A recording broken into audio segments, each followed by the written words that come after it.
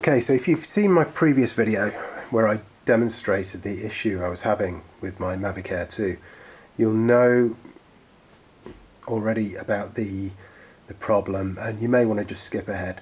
If not, here's a quick recap on the trouble I was having. So my Mavic Air 2 wasn't connecting to the remote controller. The front LEDs were remaining static red. The rear LEDs were just cycling red, yellow, green, red, yellow, green, red, yellow, green. And the controller, doesn't matter how many times I tried to put it through the pairing process. I tried everything that DJI offered through their support channels. Nothing would make it kind of reset and want to talk to the Mavic Air 2 again. So I spent a good long while talking to DJI support staff through their web chat facility, and this went on for some time, probably over a course of about 4 weeks. And DJI eventually said, look, just send the drone to us and we will evaluate it and give you an idea of what it will cost to repair. The shipping was covered both ways by DJI, so I thought, fine, I'll send it off. I've got nothing to lose. They can take a look at it and we'll find out where to go from there.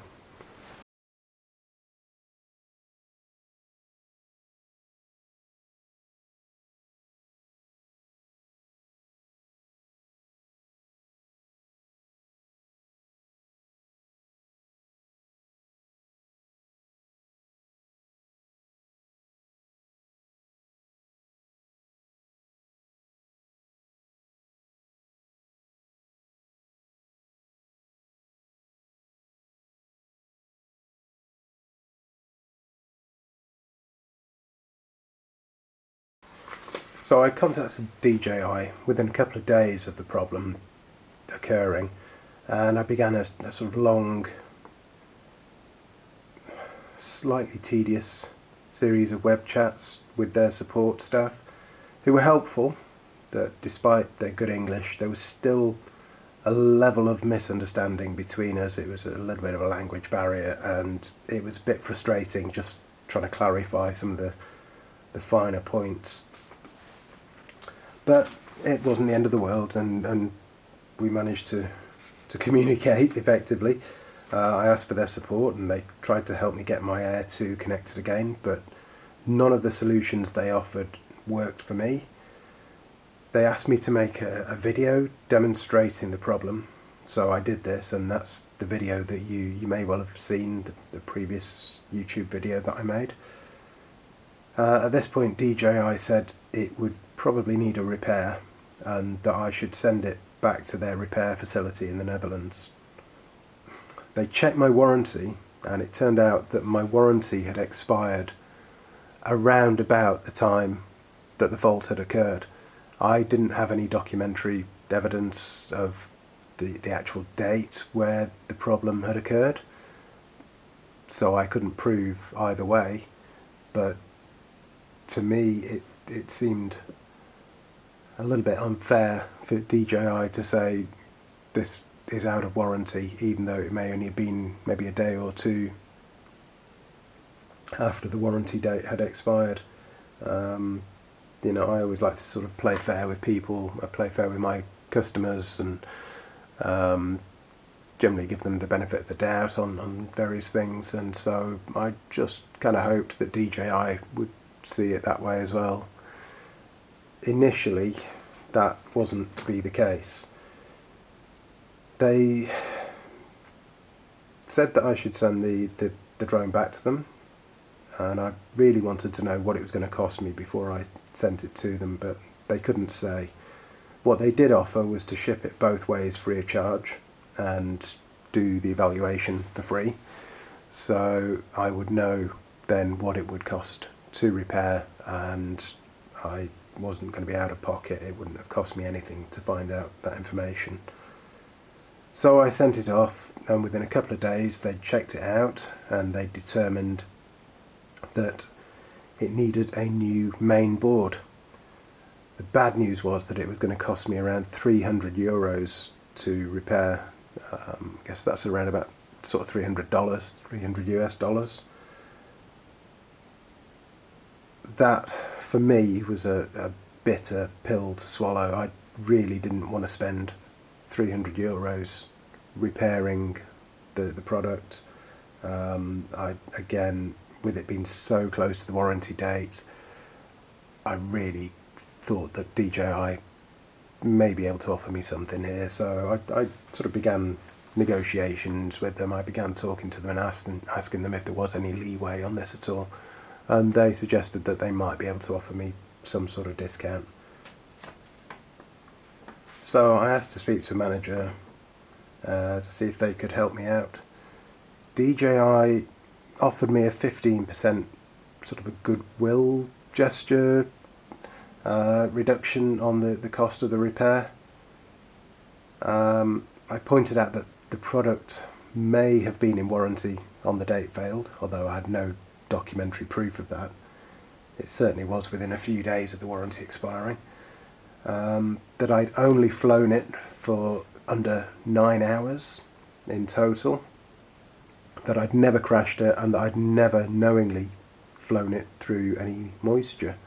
So I'd really done a good job of looking after this product, and I felt that it really shouldn't have failed after such a limited amount of use.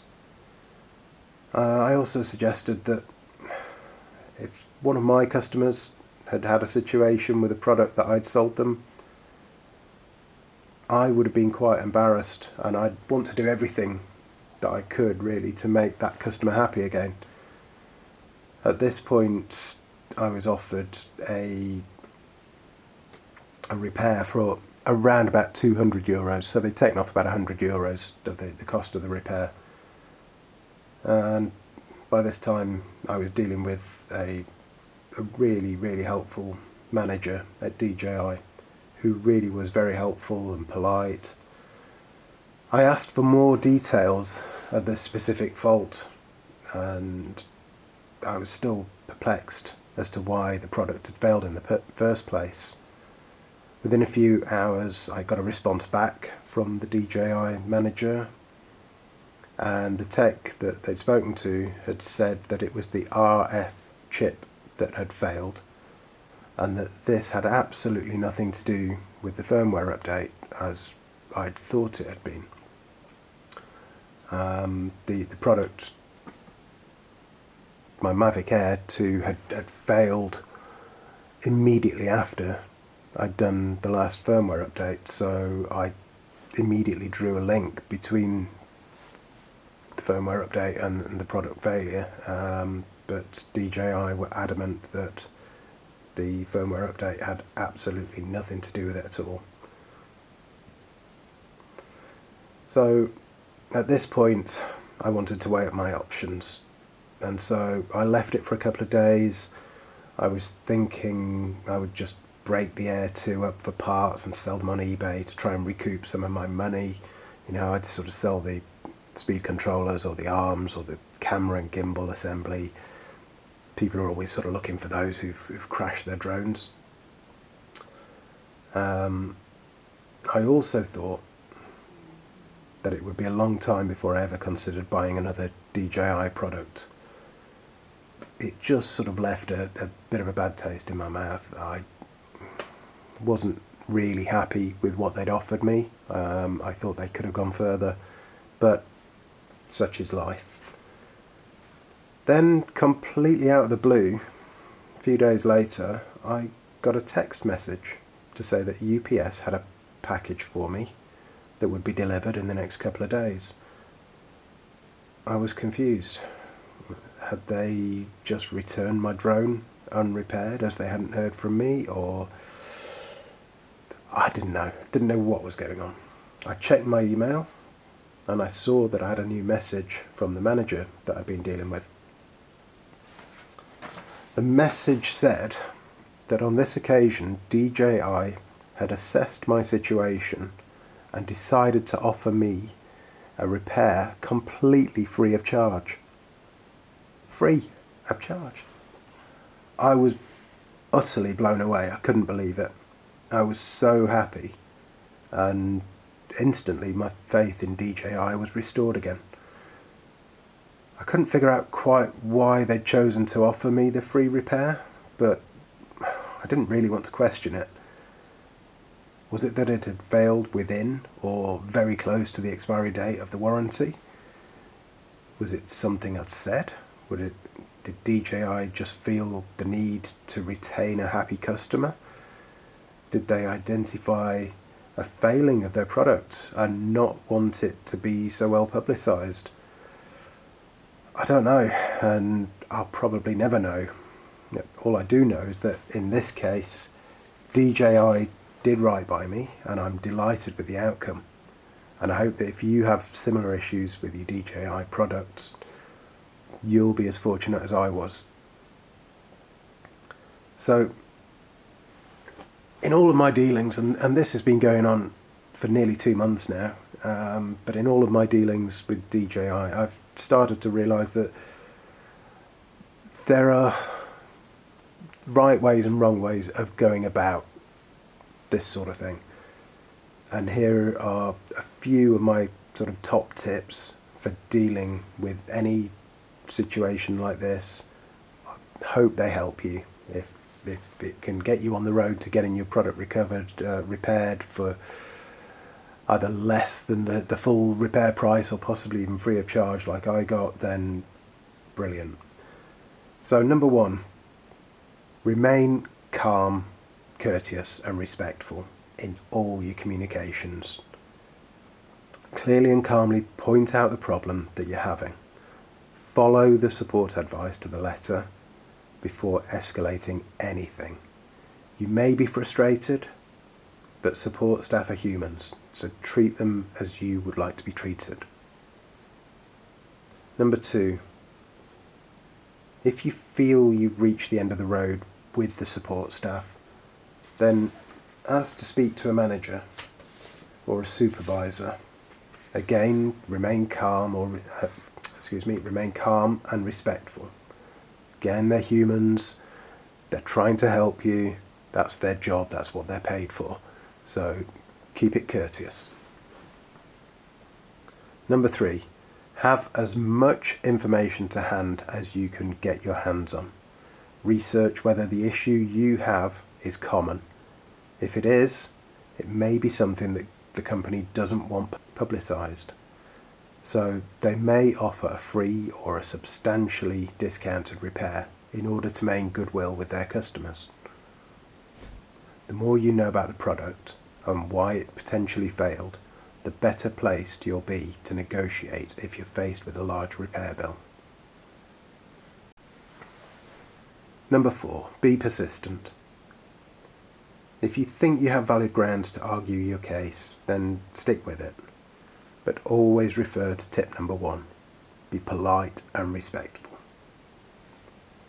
Now, something I should point out is that if I'd given my Mavic Air a huge amount of use, hundreds of hours of flying for example, or if I'd crashed it, flown it through moisture, or in any other way misused the product, I would not have pursued a free or discounted repair. I believe in plain fare, so don't try and hit up any company if you're the reason that your product doesn't work. If you've abused the product in any way, just fess up to it. You know, if you dropped it in water, say you dropped it in water.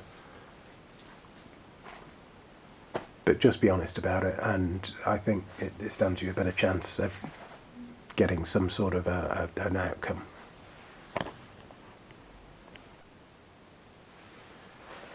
Good morning. So this morning I had a parcel delivered by UPS. As you can see, it's a little bit worse for wear. Looks like it's had a rough ride from the Netherlands. Despite all the fragile parcel tape, it's obviously had a really good bash. But let's get this open, have a look what's inside.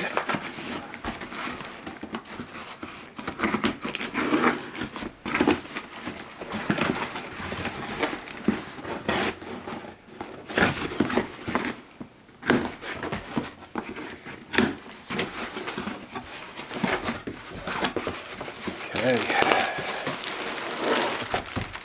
well bubble packed anyway, which is good,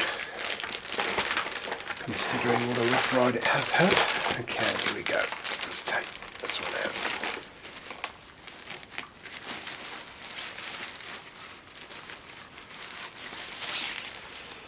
Okay, there she is. There's my Mavic Air 2, although I'm not entirely sure that it is my Mavic Air 2. The stickers that I had on there with my operator ID seem to have vanished.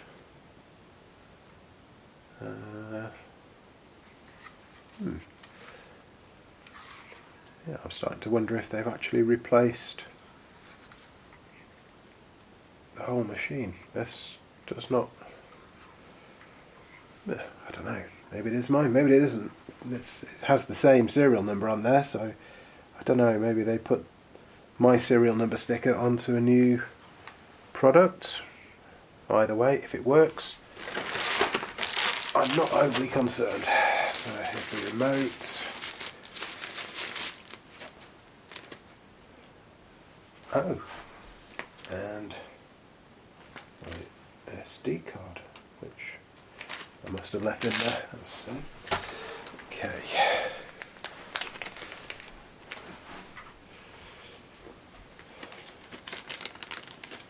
So I'm just going to put this together and we'll fire it up and see if it works.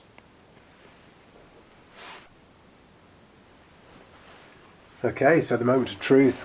Everything's back together. I'm really not convinced that this is my Air 2. I'm looking at it and it's absolutely pristine, clean. All the stickers were on there that you would expect to see on a brand new product. So either they've taken a lot of time to sort of clean it up and apply the stickers, or they've given me a completely new product and somehow put my serial number sticker onto it. But either way, if it works, I'll be a very happy bloke. Okay, let's see.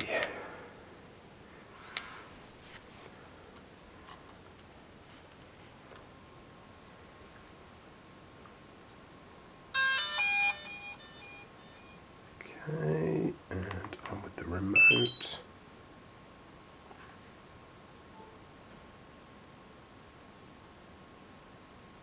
Okay, let's try this pairing process and see if that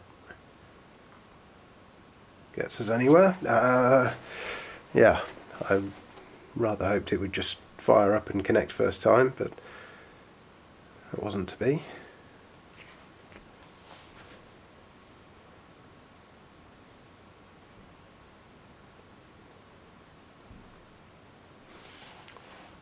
Nope. Okay, so pairing.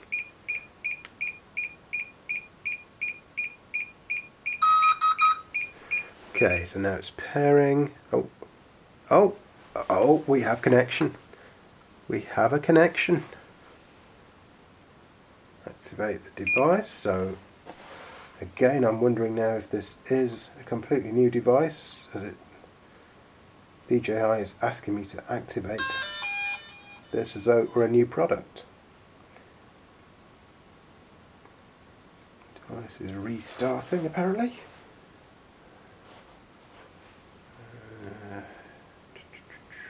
Confirm that. Skip the care refresh for now.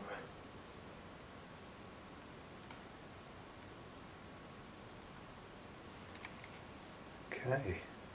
Device successfully activated, and funnily enough there's a new firmware update available. Not entirely sure I want to risk that just at the moment. I actually want to take my Air 2 for a little fly first. It's been a long time since I've flown it, so I think we just get out there and have a little whiz around with it and just make sure that everything's working as it should be.